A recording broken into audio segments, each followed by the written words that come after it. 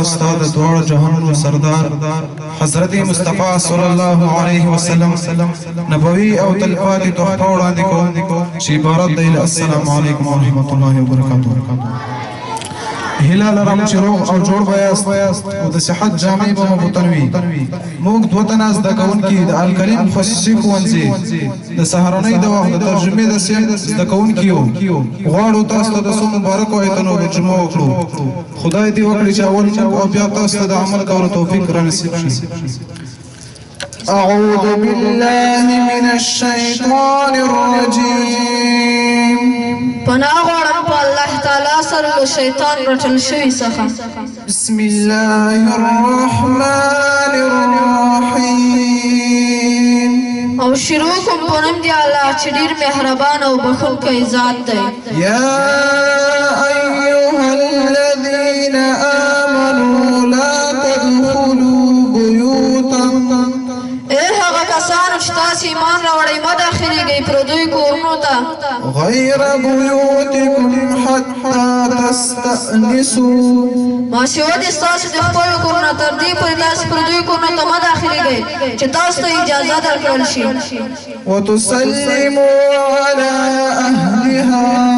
او یا تاسو سلام واچوئ د دغه کور په اوسېدونکو باندې ذلکم خیر لکم دا سلام اچول ستاسو لپاره خیر دی لعلکم تذکرون او بل حکمت په سلام کې دا ده چې تاسو به نصیحت حاصل کړئ فإن لا تجدوا فيها أحدا که چېرته به دا کور کې څوک نه موجود فلا تدخلوها حتى يؤذن لكم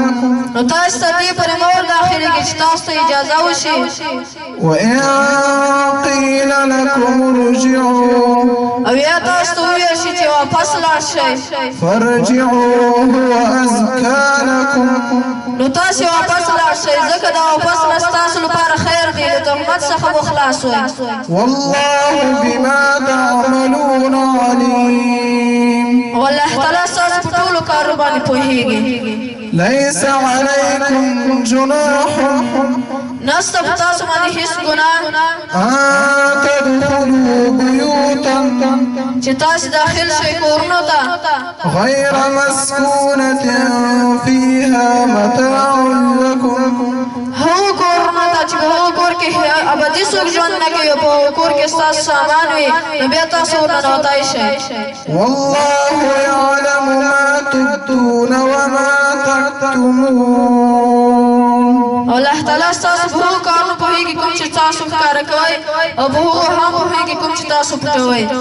صدق الله العظيم. الله تعالی رښتونی ذات دی